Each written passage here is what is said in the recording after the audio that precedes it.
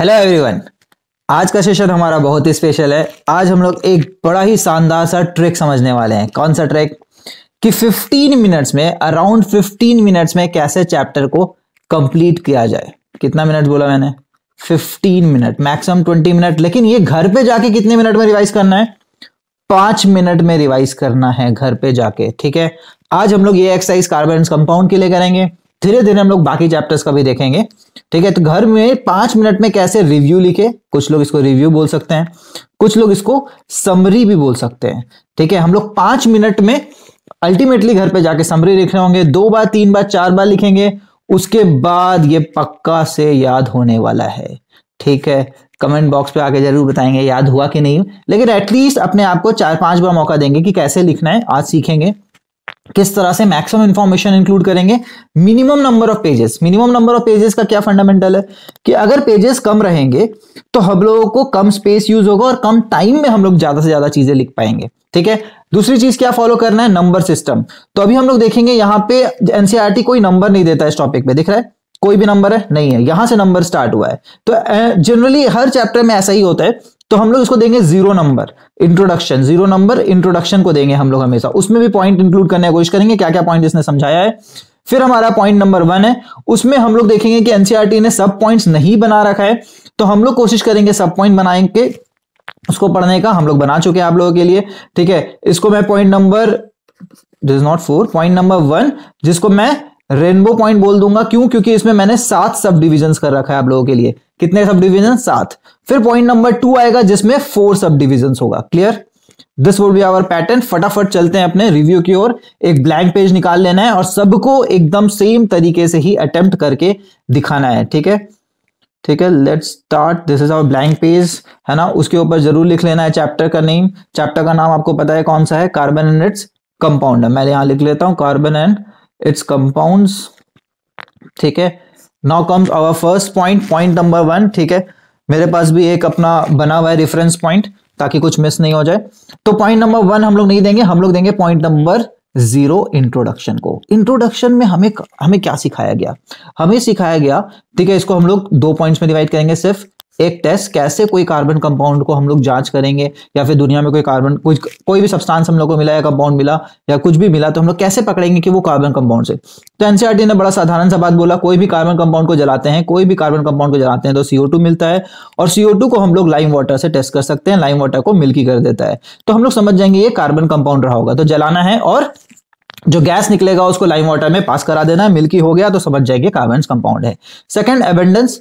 Abundance के दम पे हम लोग कैसे देखें? हम लोग एबंडेंस के दम पे एक एटमॉस्फेयर पे देखें, और दूसरा हम लोग क्या देखें? हम लोग नीचे क्रस्ट में देखें। तो क्रस्ट में हम लोग जब देखे थे, ठीक है, तो हम लोग का 0.02% सिर्फ मिला था। और ये किस फॉर्म में होता है? तो हम लोग को पता है ये कोल है ना, कोयला, पेट्रोलियम, ये सब के फॉर्म में होता है। और बोले तो कैल्शियम का, लाइमस्टोन वगैरह का भी माइनिंग होता है नीचे से।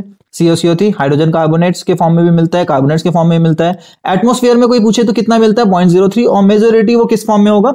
CO2 के फॉर्म में होगा। This is our introduction. इसके अलावा कुछ भी नहीं है एनसीईआरटी के इंट्रोडक्शन में, ना आने वाला है। ठीक है, now comes point number 1। Point number 1 is our covalent bond. NCERT बोलता है कि भाई इसमें हम लोग को क्या पढ़ना है? हम लोग को बॉन्डिंग इन कार्बन पढ़ना है, विच इज कोवेलेंट बॉन्ड। अब देखते हैं इसका सब पॉइंट। पॉइंट नंबर 1, इसके अंदर बोले थे ना रेनबो बनाएंगे हम लोग। क्या बनाएंगे? Rainbow points. पॉइंट नंबर 1 में रेनबो पॉइंट्स है, ये याद रखना है। Ionic compounds. आयनिक कंपाउंड का सबसे interesting feature, it has high melting and boiling point. ठीक है, एंड दूसरा इलेक्ट्रिकल कंडक्टिविटी बहुत हाई होता है। इलेक्ट्रिकल कंडक्टर अच्छा होता है। ठीक है, अच्छा या हाई को हम लोग ऐसे रिप्रेजेंट करेंगे। पॉइंट है कि high melting and boiling point क्यों होता है? एक एग्जांपल से समझ सकते हैं। NaCl और एक और NaCl है। ठीक है, इसके अंदर का Na और Cl के बॉन्ड आयनिक होते हैं, इसमें कोई डाउट नहीं होना चाहिए। ठीक है, लेकिन क्या इन दोनों के बॉन्ड से हम लोग मेल्टिंग और बॉइलिंग पॉइंट निकालते हैं? नहीं। Melting and boiling point physical phenomenon है। फिजिकल मतलब इन दोनों 2 NaCl को अलग करने को ही हम लोग पार्टिकल्स बोलेंगे। थोड़ा पास रहेंगे तो सॉलिड, थोड़ा और दूर चल गया तो लिक्विड, थोड़ा सा इससे और दूर चल गया तो बोलेंगे गैस बन चुका है। तो बोला जाता है बिटवीन द मॉलिक्यूलर जो फोर्स है वो काफी सही रहता है। क्यों? क्योंकि अल्टीमेटली इसके अंदर आयंस रहता है, तो ये भी Na+ और Cl- तो रहा ही होगा। तो काफी अच्छा फोर्स ठीक ठाक यहाँ पे लग जाता है। तो बोलते हैं इसका बिटवीन द मॉलिक्यूल फोर्स काफी अच्छा होता है, और मॉलिक्यूल के बीच का फोर्स अच्छा हुआ तो ये दूर बहुत जल्दी नहीं जाता है। दूर जाना मतलब सॉलिड से लिक्विड बनना, मेल्टिंग, एंड लिक्विड से गैस बनना मतलब बॉइलिंग पॉइंट, ठीक है। तो बॉइलिंग पॉइंट भी इसका हाई आएगा आयनिक कंपाउंड का, और मेल्टिंग पॉइंट भी आएगा। इलेक्ट्रिकल कंडक्टर में सेम चीज है, NaCl वगैरह अगर हम लोग मोल्टन कर दो तो मोल्टन स्टेट में भी एक अच्छा कंडक्टर हो जाएगा। क्यों? क्योंकि अच्छा ऐसे आयंस बनके घूम रहा है। दूसरा, अगर इसको पानी में डाल दिए तो भी Na+ और Cl- आयन निकलेगा। हम लोग ये बात टेस्ट कर चुके हैं पिछले चैप्टर्स में, जिसमें हम लोग ग्लूकोज को भी डाले थे पानी में, उसमें आयंस नहीं निकला था, तो हम लोग बोल दिए थे वो बैड कंडक्टर है। क्लियर? Electrical conduction. तो कोवेलेंट कंपाउंड कैसा निकला? Bad conductor. Melting and boiling point covalent compound का कैसा निकलेगा? कम। फॉर एग्जांपल मीथेन क्या होता है? रूम टेम्परेचर पे गैस होता है। कोई दिक्कत? This was our first point. Second point हम लोग को पढ़ाया वैलेंसी। वैलेंसी क्या होता है? It is also called combining capacity. Combining ऐसे ही लिखना है अपने को, देख लो, ठीक है। हॉरिजॉन्टल पार्ट को ज्यादा यूज करना है। इसमें हम लोग एग्जांपल दे देते हैं। For example 2,8 this is valence electron, and इसको 8 करने के लिए जितना ये लूज कर सकता है कंप्लीटली फील्ड के लिए, तो 1 लूज कर सकता है, तो उसको हम लोग वैलेंसी बोलते हैं। तो वैलेंसी जनरली क्या होता है? वैलेंस इलेक्ट्रॉन होता है, या फिर वैलेंस इलेक्ट्रॉन यहाँ 1 वैलेंसी 1 होता है सोडियम का, या फिर 8 माइनस वैलेंस इलेक्ट्रॉन होता है, ठीक है। तो दो इंपॉर्टेंट बात, वैलेंस इलेक्ट्रॉन या फिर 8 minus valence electron is valency. Clear? ठीक है। Now come the next point कि भैया कोई एलिमेंट वाई एलिमेंट रिएक्ट, कोई भी एलिमेंट रिएक्ट क्यों करता है? तो हम लोग बड़ा साधारण सा सिंपल सा जवाब देंगे, वो आप तो आउटर मोस्ट को अब यहां से 1 लूज कर देगा तो 2,8 हो गया, है ना। तो K में मैक्सिमम कितना हो सकता है? 2। L में L, M, N ये सब में मैक्सिमम कितना हो सकता है? 8। तो आउटर मोस्ट को क्या करना चाहता है? फुलफिल्ड करने के लिए ये लोग रिएक्ट हो रहे होते हैं। यही रीजन है कि नोबल गैस रिएक्ट नहीं हो रहा होता है। क्यों? क्योंकि उनके आउटर मोस्ट में पहले से फुलफिल होता है। फॉर एग्जांपल हीलियम 2 तो K में 2 है, नियॉन 2,8, ठीक है। तो कोई पूछा कार्बन का वैलेंसी कितना होता है, तो हम लोग बोलेंगे कार्बन का electronic configuration atomic number 6, electronic configuration 2,4, मतलब प्रोटॉन भी 6 होता है और इलेक्ट्रॉन भी 6 होता है। इलेक्ट्रॉन को सब डिवाइड कैसे करते हैं इलेक्ट्रॉनिक कन्फिग्रेशन में? 2,4 में। क्या इसका एल फिल है? नहीं। ये 4 लूज कर सकता है और 4 गेन भी कर सकता है, 8 बना सकता है, या फिर ये हीलियम की तरह 2 बना ले, ठीक है। या तो ऐसा बन जाए या तो ऐसा बन जाए। तो कोई एलिमेंट रिएक्ट क्यों करता है हम लोग को पता चल गया। फिर हम लोग को लेकिन ये पूछा गया, ये 4 ले सकता है और 4 दे सकता है। अगर ये 4 ले लिया कार्बन, तो प्रोटॉन तो 6 ही होंगे, इलेक्ट्रॉन 10 हो जाएंगे तो C4- आयन बनेगा। क्या ये C4 आयन ऐसा बनाता है? तो हम लोग बोलेंगे नहीं। बोलेंगे क्यों? क्योंकि सर इनके पास सिर्फ 6 प्रोटॉन्स है और 10 इलेक्ट्रॉन अगर आ जाएंगे तो प्रोटॉन ही तो है, प्रोटॉन होता है ना सेंटर पे, जो इलेक्ट्रॉन्स को ना खींच करके रखता है, नहीं तो ये तो भाग जाएंगे। एटम का स्ट्रक्चर स्टेबल ही नहीं रहेगा, इलेक्ट्रॉन भाग जाएंगे। अब 6 प्रोटॉन जो है 10 को नहीं संभाल पाता है, तो हम लोग बोलते हैं इनस्टेबल हो जाता है स्टेबल नहीं रह सकता ये, इतने सारे इलेक्ट्रॉन आ जाएंगे, ठीक है। फिर कोई हमसे पूछा कि C4- क्यों नहीं बनता है, तो हम लोग बोले भैया एक एक करके आप इलेक्ट्रॉन्स लाएंगे, ठीक है। सॉरी, C4+ क्यों नहीं बनता है, तो यहां पे एक एक करके आप लूज करेंगे, तो हम लोग यही बोलेंगे कि भैया 6 प्रोटॉन 6 इलेक्ट्रॉन थे, एक लूज कर गया, 6 प्रोटॉन 5 इलेक्ट्रॉन को संभाल लिया, ठीक है। जब 4 इलेक्ट्रॉन हुआ तो भी संभाल लिया, तब भी बोला ठीक है। जब 4 से एक और निकालने का कोशिश किया, निकालना मतलब अल्टीमेटली 4 निकालना मतलब कहां तक जाएगा, ये 2 इलेक्ट्रॉन रह जाएगा। तो भाई 4 इलेक्ट्रॉन बचेगा तो प्रोटॉन बोलेगा बहुत ताकत है मेरे पास 4 को संभालने के लिए, फिर 3 बचेगा तो बोलेगा और ताकत है। तो 4 निकालना इज वेरी मच, बाहर वालों को जो निकालना चाहते हैं उनको काफी एनर्जी लगाना पड़ेगा, क्योंकि प्रोटॉन अलाउ नहीं कर रहा है ठीक है, प्रोटॉन नहीं बोल रहा है कि भाई निकल जाओ। यहां तक कोई दिक्कत? ठीक है, यहां तक कोई दिक्कत? पहला का 4 पॉइंट पढ़ लिए हम लोग, क्या कमिट किए थे कि टोटल कितने पॉइंट होंगे, पहले में 7 पॉइंट हो गए, रेनबो पॉइंट्स होंगे ठीक है। तो 5 नंबर इज आवर शेयरिंग। तो भाई ये देना और लेना पसंद नहीं किया कार्बन, तो क्या करेगा, शेयरिंग करेगा। शेयर में कौन से सिर्फ इलेक्ट्रॉन हम लोग को मुद्दे में रखना है, outer most electron. Clear?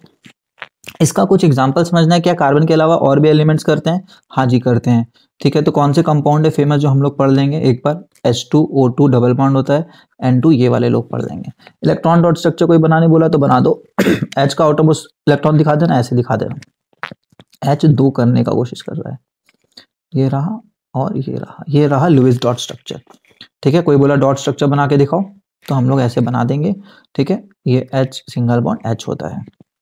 Similarly oxygen में वैलेंस इलेक्ट्रॉन कितना? 6। तुम्हारा मर्जी कहीं पे भी दिखाओ, क्योंकि हम लोग को फाइनली सर्कल बनाना है, तो हम लोग 2 इलेक्ट्रॉन को राइट में रखते हैं और इसका 2 इलेक्ट्रॉन को इधर लेफ्ट में रखते हैं, ताकि भाई सर्कल बनाने में ज्यादा दिक्कत नहीं हो। ये 6 इलेक्ट्रॉन है, इसको 2 चाहिए, तो इधर वाला ये 2 लेके घूम रहा है दुनिया में, इधर वाला इसका 2 लेकर के घूम रहा है ठीक है। और इसको हम लोग बोलते हैं ऑक्सीजन क्या बनाया, डबल बॉन्ड, O2 मॉलिक्यूल है ये अपना। ठीक है। सिमिलरली N2 इसमें मैं 3 बना रहा हूं, क्यों? 1 2 3, फिर ऊपर नीचे यहीं कहाँ जहां बनाना है वहां बना लो। क्यों? क्योंकि मुझे पता है 5 है, इसको 3 चाहिए, तो राइट साइड वाला का 3 मैंने लेफ्ट में रख दिया था पहले कि भैया अच्छा से सर्कल बन जाए मेरा, कोई दिक्कत ज्यादा नहीं हो। This is our electron. हर सर्कल के अंदर 8 इलेक्ट्रॉन दिखेगा, देख लेना। यहाँ पे देखो, ये अपना 5 इलेक्ट्रॉन तो लिया ही एन वाला, साथ में पड़ोसी का भी 3 लेकर के एक सर्कल बनाए, तो इसमें भी 8 इलेक्ट्रॉन है और इसमें भी 8 इलेक्ट्रॉन है। This is N2। रोज इसको प्रैक्टिस करेंगे, ये ट्रिपल बॉन्ड तो कैसे नहीं होगा। एक चलो एक खतरनाक सा थोड़ा सा मॉलिक्यूल बना लेते हैं, CH4 भी बना लेते हैं अपन, मीथेन। तो CH4 में देखो, मेरे को पता है कि 4 तरफ से अलग अलग हाइड्रोजन है, तो 4 हाइड्रोजन बनाना पड़ेगा मुझे। तो मैं पहले से 4 क्रॉस बना लिया हाइड्रोजन का। ये रहा एक क्रॉस, ये रहा एक सर्कल हाइड्रोजन का, यहाँ पे एक कार्बन का, एक हाइड्रोजन का, ठीक है। ये रहा हाइड्रोजन पूरा हो गया, खुश है। ये अपना हाइड्रोजन का, ये कार्बन का, खुश है, ठीक है। डॉट से भी दिखा सकते हो, कोई दिक्कत नहीं है, इलेक्ट्रॉन क्रॉस डॉट दोनों से दिखा सकते हैं। ये रहा। अब कार्बन को 8 इलेक्ट्रॉन चाहिए, तो ऊपर वाला का भी एक लेगा, लेफ्ट वाला का हाइड्रोजन का एक लेगा, नीचे वाला का, राइट वाला का, हो गया पूरा। This is our CH4 molecule. इसको तुम ऐसे भी दिखा सकते हैं, ठीक है, कोई दिक्कत। यहां तक हम लोग का पेज नंबर 2 कवर हो गया। चेक करते हैं कि सही बोल रहे हैं क्या, पेज नंबर 2 तक इतना ही कुछ है। This our page number 1। फिर देखो first point, bonding in carbon, covalent bond, ठीक है। इसमें दिख रहा है मेल्टिंग वेल्टिंग पॉइंट, बॉइलिंग पॉइंट डिस्कशन है, हम लोग कर लिए सारा डिस्कशन। आयनिक कंपाउंड समझ गए। फिर हम लोग को पता चला 4+ और 4- क्यों नहीं बनाता, ये भी यहाँ लिखा हुआ है। पेज नंबर 2 हम लोग पूरा ऑलमोस्ट कवर कर लिए, ठीक है। पेज नंबर 3 में ये है, पेज नंबर 3 भी हमारा ऑलमोस्ट कवर्ड है। उसके बाद हम लोग देख सकते हैं कि CH4 है, पेज नंबर 4, और फिर एलोट्रॉप्स है, ठीक है। यहां तक हमारा पूरा कवर्ड है। बोलो कोई दिक्कत? यहां तक कोई दिक्कत नहीं, ठीक है। पेज नंबर मिला लेना, पेज नंबर वाइज हम लोग सारा कवर कर दिए, ठीक है। Here comes page number 4 onwards. तो ये हुआ 5th नंबर। उसके बाद कोवेलेंट का फिर से ये लोग डिफिनेशन बनाता है। तो कोवेलेंट बॉन्ड हम लोग क्या बोलेंगे भाई, शेयरिंग ऑफ इलेक्ट्रॉन से बनने वाला होता है। 2 आइटम के बीच में शेयरिंग हुआ तो, और a pair of electron, at least a pair of electron होना चाहिए इन्वॉल्व बॉन्ड बनाने में। तुम देख सकते हो सिंगल बॉन्ड में भी एक पेयर ऑफ इलेक्ट्रॉन तो है ही। पेयर क्या होता है? पेयर मतलब होता है 2, ठीक है। Between two atom sharing of a pair of electron between 2 atom is covalent bond. ये डिफिनेशन रोज लिखोगे तो सही रहेगा। Sharing of a pair of covalent bond का डिफिनेशन से डर नहीं लगेगा। फिर मेल्टिंग पॉइंट, बॉइलिंग पॉइंट हम लोग को क्या पता है कि भाई इनका कम होता है, और कंडक्टिविटी क्या होता है इनका, हाई होता है, सॉरी लो होता है, क्योंकि इनमें आयंस नहीं होंगे, ठीक है। ये शेयरिंग से बना है। Point number 7 is our allotropes. इसमें सबको पता है क्या पढ़ना है, graphite, diamond and buckminsterfullerene, ठीक है। ग्रेफाइट जो है अपना गुड कंडक्टर होता है, ये एक नॉन मेटल है। एक तो एलोट्रॉप्स होते कौन है? एलोट्रॉप्स वो लोग हैं जिसमें जो एक ही तरह के एलिमेंट से बने हुए हैं लेकिन डिफरेंट तरह से जुड़े हुए हैं, एक ही तरह के एलिमेंट से। इससे क्या होता है, इसके फिजिकल प्रॉपर्टी जो होते हैं वो डिफरेंट होते हैं, लेकिन केमिकल प्रॉपर्टी अभी भी क्या होंगे, सेम होंगे, ठीक है। एलोट्रॉप का डिफिनेशन, ठीक है। एक ही तरह के एलिमेंट मिलेंगे, इन सब में कार्बन है अंदर सिर्फ, ठीक है। तो ग्रेफाइट को देखें तो हम लोग देखें एक कार्बन 3 कार्बन से जुड़ा हुआ है, पहला बात 1C वर्सेस 3, ठीक है। 4th जो होता है इलेक्ट्रॉन वो डबल बॉन्ड बनाया हुआ है।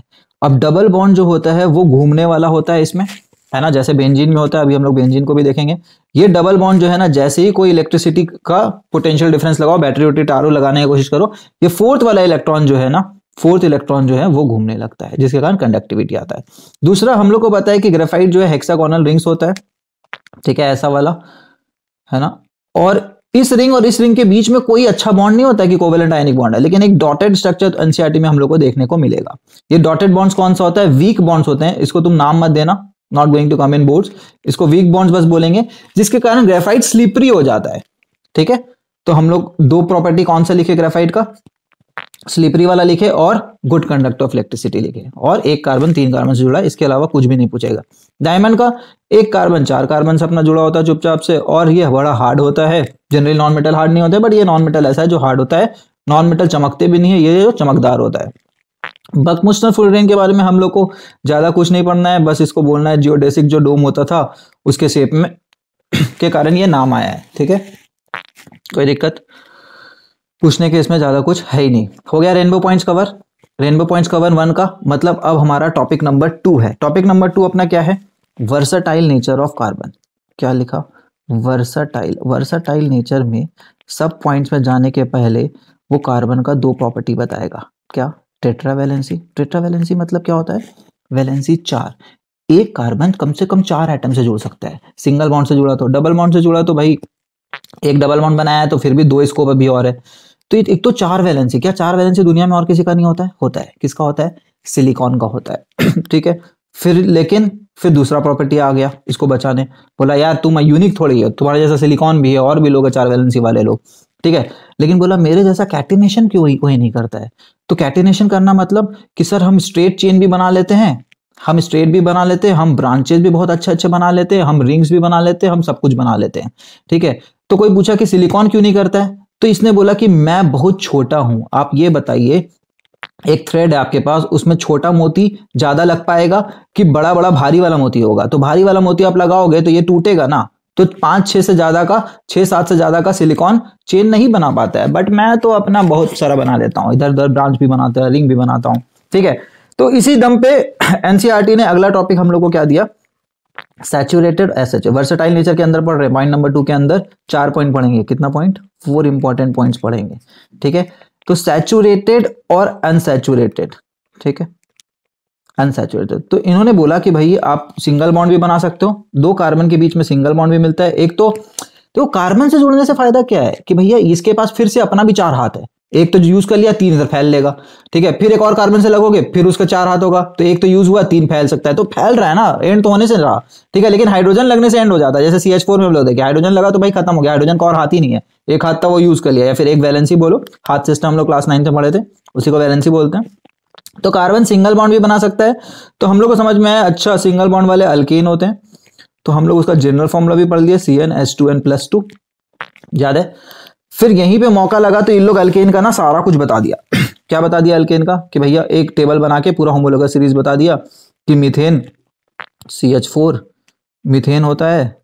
ठीक है। फिर बताया इथेन होता है। इथेन क्या होगा? CnH2n। देखो ईथ मतलब होता है 2 कार्बन, 2 कार्बन यहां लगा, 2 यहां पुट करो, H 2 2 4, 4 2 4 + 2 6, ये formula. Propane C3H8, butane C4H10, pentane C5H12 and hexane. At least 6 तक तो पता होना चाहिए अपने को।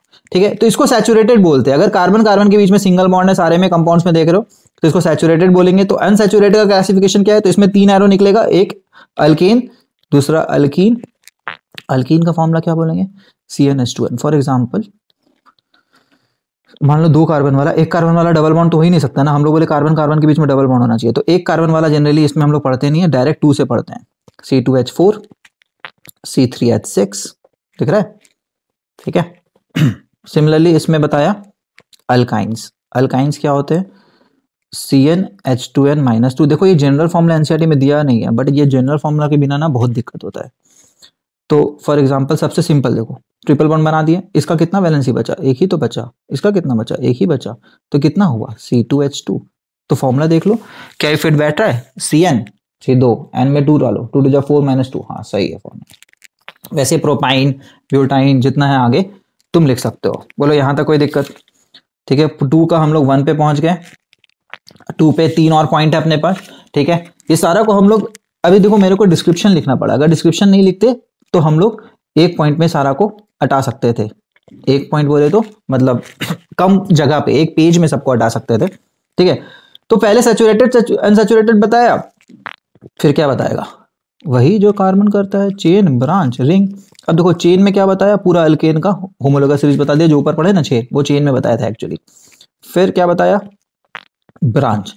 ब्रांच में हम लोग को एक बड़ा इंपॉर्टेंट चीज बताया, स्ट्रक्चरल आइसोमर। देखो एलोट्रॉप और आइसोमर में क्या दिक्कत, क्या अंतर है? आइसोमर कंपाउंड्स में होता है। ठीक है। पहला डिफरेंस तो वो सिर्फ एलिमेंट था, सिर्फ कार्बन था अंदर। तो ये कौन से लोग होते हैं जिनका मॉलिक्यूलर फॉर्मूला सेम होगा? Molecular formula same but different structure.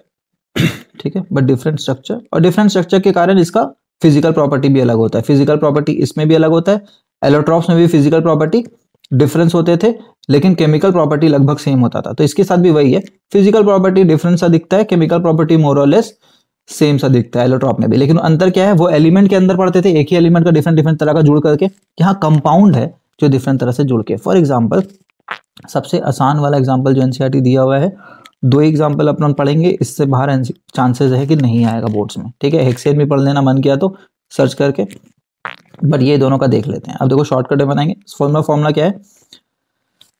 अब देखो इसको बनाने का क्या तरीका है, 1 2 3 4 स्ट्रेट चेन बना दिए। सोचने का तरीका क्या होगा, पहले 4 बनाना, 4 है तो फिर 3 का चेन बनाना, फिर देखना चौथा वाला कार्बन कहीं ब्रांच में ला सकते हैं, यहाँ ला सकते हैं, ठीक है। यहाँ नहीं ला सकते क्यों, फिर से 4 हो जाएगा, ठीक है। तो ये सेकंड वाले पे यहाँ पे ब्रांच लगा दो। इसको 2 मिथाइल प्रोपेन बोलते हैं, इसको ब्यूटेन बोलते हैं। नॉमेनक्लेचर हमारे सिलेबस में नहीं है, ठीक है। तो ब्यूटेन का 2 ही मिल पा रहा है हम लोग को। C5H10 का देख लेते हैं, C5H12 है ना, एल्केन का जेनेटिक फॉर्मूला +2। तो मॉलिक्यूलर फॉर्मूला ये क्या, एक से ज्यादा स्ट्रक्चर बनता है, तो इसका भी यही अप्रोच होगा, पहले 5 वाला बना लो, 5 वाला, इससे बड़ा तो बन सकता है चीज, तो एक हो गया पेंटेन नॉर्मल वाला। उसके बाद 4 वाला बनाएंगे हम लोग, और देखेंगे कहाँ लगा सकते हैं, तो यहाँ लगा सकते हैं। कोई बोला यहाँ लगा दीजिए सर, तो यहाँ लगाएंगे ना तो नॉमेनक्लेचर सेम आ जाता है। देखो 2 नंबर पे आ जाएगा मिथाइल, इधर से भी अभी भी कितना आ रहा है, 2 नंबर पे। तो नाम से हम लोग चेक करते थे कि आइसोमर है कि नहीं, डिफरेंट आइसोमर है कि सेम ही चीज है, तो इसका नाम आता है ड्यू मिथाइल ब्यूटेन। तो अब क्योंकि तुम्हारा नॉमेनक्लेचर है नहीं, so I am not going into the deep, but structure पता होना चाहिए, ठीक है। फिर हम लोग 4 का चेन, इससे ज्यादा पॉसिबल नहीं है, एक ब्रांच लगा दिया, 4 + 1 5 हो गया। फिर 3 का चेन बनाए, 2 ब्रांच लगाना, ब्रांच कभी टर्मिनल पे नहीं लग सकता, नहीं तो बड़ा हो जाएगा ना चेन, फिर से 4 के चेन पे आ जाओगे। टर्मिनल मतलब ये वाले पॉइंट्स पे नहीं लग सकता है, तो हम लोग को बीच में ही कहीं पे लगाना पड़ता है। तो ये 2 कार्बन यहाँ पे लगा दिए। इसका नाम अगर कोई पूछे तो क्या बोलेंगे, 2,2 डाइमिथाइल प्रोपेन।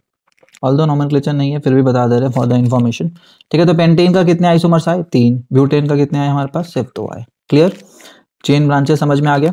ये पॉइंट नंबर 2 था। टोटल कितने पॉइंट पढ़ेंगे हम लोग, 4 पढ़ेंगे। अच्छा, चेन ब्रांचेस के बाद एक और हो गया ना, रिंग। ये रिंग के नाम पे ना हम लोग को बेंजीन का स्ट्रक्चर सिखा दिया है।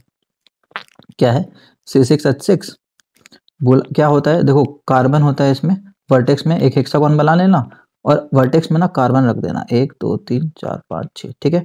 और अल्टरनेट पोजीशन पे डबल बॉन्ड बना देना, यहाँ डबल बॉन्ड, फिर यहाँ डबल बॉन्ड, और फिर यहाँ डबल बॉन्ड, ठीक है। थोड़ा और क्लियर अगर चाहिए तो let me show you more clear,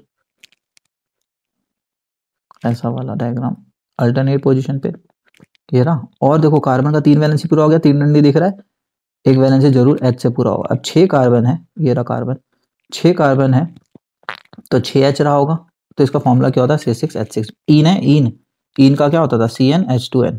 fit बैठ रहा है, ठीक है, फिट बैठ रहा है नहीं बैठ रहा है, क्यों, क्योंकि ये रिंग है, तो रिंग में ये जनरल फॉर्मूला काम नहीं करता है, अपना लगाने का कोशिश भी नहीं करना है, ठीक है। चेन ब्रांचेस एंड रिंग हो गया।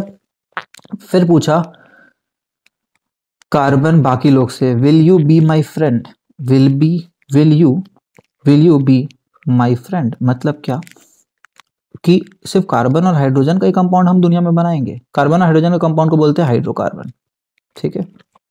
फिर अगर H हटा के कोई और एटम लाए तो हम लोग बोलते हैं हेट्रो एटम। क्या बोले हम लोग, हेट्रो एटम, ठीक है। अगर H हटा के कोई और एटम लाए तो हेट्रो एटम बोलते हैं। और एक एटम की जगह ग्रुप भी ला सकते हैं, फॉर एग्जांपल OH का एक ऑक्सीजन का वैलेंसी H से पूरा है, तो एक वैलेंसी खाली है, तो खाली वैलेंसी को हम लोग ऐसे दिखाते हैं और बोलते हैं H को हटाओ, OH को जोड़ दो, ठीक है। तो यहाँ पे हम लोग को डिफरेंट फंक्शनल ग्रुप बताया। फिर से हमारे नॉमेनक्लेचर नहीं है सिलेबस में, तो I will just give you a brief about कि डिफरेंट फंक्शनल ग्रुप कौन कौन सा है, ठीक है। तो डिफरेंट फंक्शनल ग्रुप, और ये जो हेट्रो एटम होते हैं ना, ये रिएक्टिंग साइट्स हो जाते हैं। तो देखा जाता है कितना बड़ा भी चेन हो, ये फंक्शनल ग्रुप, इसको फंक्शनल ग्रुप क्यों बोलते हैं, क्योंकि यही फंक्शन कर रहा होता है। कोई रिएक्ट होने आएगा ना कार्बन कंपाउंड से, तो सबसे पहले यही लोग रिएक्ट होगा, ठीक है। तो फंक्शनल ग्रुप के नाम पे हम लोग क्या क्या पढ़ रहे हैं, हम लोग हैलोजेंस पढ़े कि H हटा के तुम भाई क्या लगा सकते हो, क्लोरो ब्रोमो वाले लोग को, ठीक है। फ्री वैलेंसी को ऐसे दिखाते हैं कि इसके पास एक वैलेंसी है जो H हटा के यहाँ पे लगा दो, ठीक है। अल्कोहल्स अपने को बस सिंबल की तरह रोज लिखते रहना है, 3-4 बार लिखोगे याद हो जाएगा। एल्डिहाइड इसको ऐसे दिखाते हैं हम लोग, तुम देख सकते हो यहाँ पे कार्बन का 3 वैलेंसी पूरा, एक खाली है, तो यहाँ H हटाओ, यहाँ पे आके लगा दो, ठीक है। कीटोन एक इंटरेस्टिंग चीज है, ये साइड में नहीं हमेशा बीच में लगता है, देख रहे हो, इसका 2-2 वैलेंसी खाली है, तो कोई भी कार्बन चेन में लगेगा तो ये बीच में लगेगा। फॉर एग्जांपल यहाँ पे एक CH3 लगा देते हैं, यहाँ रहा एक CH3, इसके फ्री वैलेंसी भी, यहाँ पे कीटोन, इसको हम लोग क्या बोलते हैं, प्रॉप। 3 कार्बन है, प्रॉप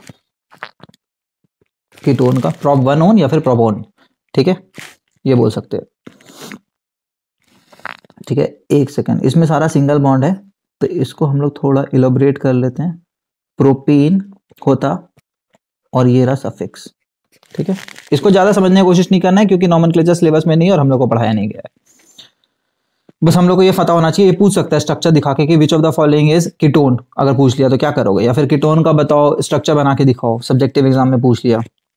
फिर हमारा लास्ट जो हम लोग को पढ़ना है, जो हम लोग को दिया हुआ है वो है कार्बोक्सिलिक। इसमें भी एक ही फ्री वैलेंसी होता है क्योंकि कार्बन में 3 वैलेंसी, एक इधर OH से, इधर डबल बॉन्ड ऑक्सीजन से पूरा है। ये रोज रोज लिखेंगे सिंबल के साथ, एग्जाम में आएगा तो डायरेक्ट हम लोग उसको आंसर दे देंगे। Last one in the series is, fourth point is homologous series. क्या होता है ये होमोलोगस सीरीज, ठीक है। फॉर एग्जाम्पल अल्केन का भी एक होमोलोगस सीरीज बन सकता है। अल्केन का होमोलोगस सीरीज मतलब CnH2n होता है कॉमन फॉर्मूला, मतलब अगर सारे मेंबर्स को देखे तो ये मेंबर्स ऐसे थे, C2H6 C3H8 and so on, ठीक है, ठीक है। अब मान लो अल्कोहल का कोई होमोलोगस सीरीज बनाने का कोशिश किया, गौर करना, ठीक है। तो वो क्या करेगा, एक H हटाएगा और OH जोड़ देगा, दिख रहा था, एक H हटा के OH जोड़ने को बोलते हैं ना, तो CH4 में एक H हटा देगा तो 3 H तो रहेगा ही, एक वैलेंसी OH ले लेगा, बस OH का एक ही वैलेंसी होता है ना, तो एक ही वैलेंसी तो लेगा, H का भी एक ही वैलेंसी होता था हाइड्रोजन का, तो एक हाइड्रोजन हटाओ OH लगाओ। सिमिलरली ये इसको बोलेंगे मिथानॉल। अब यहां पे फिर से OH लगाना है तो एक H हटाओ OH लगाओ, C2H5 OH, दिख रहा है, C3H7 OH, इसको क्या बोलेंगे, प्रोपेनॉन, सॉरी अल्कोहल है ना, प्रोपेनॉल, प्रोपेनॉल, इसको बोलेंगे इथानॉल, इथानॉल, इसको बोलेंगे है ना मिथानॉल। अब गौर करो क्या फर्क पड़ा, हम लोग H से रिप्लेस करके कुछ भी किए हैं, इन सब का प्रॉपर्टी मैच करता है। क्यों मैच करता है, हम लोग बोले यही है फंक्शनल ग्रुप, यही है जो रिएक्टिंग साइट है, तो इरिस्पेक्टिव ऑफ चेन एक तो सबका मैच करेगा होमोलोगस सीरीज में, सबका केमिकल प्रॉपर्टीज। दूसरा, ईच कंसेक्यूटिव मेंबर में अगर तुम गौर से देखोगे तो इन दोनों में देखो क्या अंतर है, एक कार्बन और 2 हाइड्रोजन, CH2 का अंतर है। इसमें भी देखते हैं CH3, ठीक है, और यहां पे 2 कार्बन है कितना कार्बन का अंतर, 2 कार्बन का अंतर, OH तो मैच कर गया, इसको छोड़ो, और फिर हाइड्रोजन गिन लो, 2 हाइड्रोजन। तो होमोलोगस सीरीज का हम लोग को डिफिनेशन पूछा था, हम लोग क्या बोलेंगे, homologous series is a series whereby all the members have same क्या प्रॉपर्टी, कौन सा, केमिकल वाला प्रॉपर्टी, फिजिकल प्रॉपर्टी तो अंतर हो जाता है भाई, पता है हम लोग को, मास से भी फिजिकल प्रॉपर्टी को अंतर आ जाता है। Same chemical property and 2 consecutive member differ by a CH2 group, और इसका तुम मास भी लिख सकते हो, और 14U, ठीक है, different by CH2 group and लिख दो या फिर और लिख दो, और 14U। समझ गए होमोलोगस सीरीज, एक ऐसा सीरीज जिसमें केमिकल प्रॉपर्टी सेम रहता है और 2 कंसेक्यूटिव मेंबर, कंसेक्यूटिव मतलब एक के बाद एक वाला को अगर देखोगे तो always differ by CH2 unit या फिर 14U। क्लियर, होपफुली यहां तक सब क्लियर हो गया होगा। ये हम लोग को घर पे जाके ऐसे ही लिखना एकदम पॉइंट वाइज, कि इंट्रोडक्शन था उसमें 2 पॉइंट था, ये था उसमें रेनबो पॉइंट थे 7 पॉइंट्स, और फिर पॉइंट नंबर 2 था जिसमें 4 पॉइंट और थे, ठीक है। ये सारा हम लोग 3-4 बार घर पे जाके अगर लिख लेंगे ना तो उद्धार हो जाएगा, और 3-4 दिन में चेंजेस दिखने लगेगा और लगने लगेगा कार्बन कंपाउंड हम लोग को पूरी तरह से आता है। आई वुड स्ट्रांगली रिकमेंड कि ये रिव्यू वाला सेशन वही लोग देखे जो लोग एक बार चैप्टर एटलीस्ट पढ़ चुके हैं, ठीक है। Thank you very much.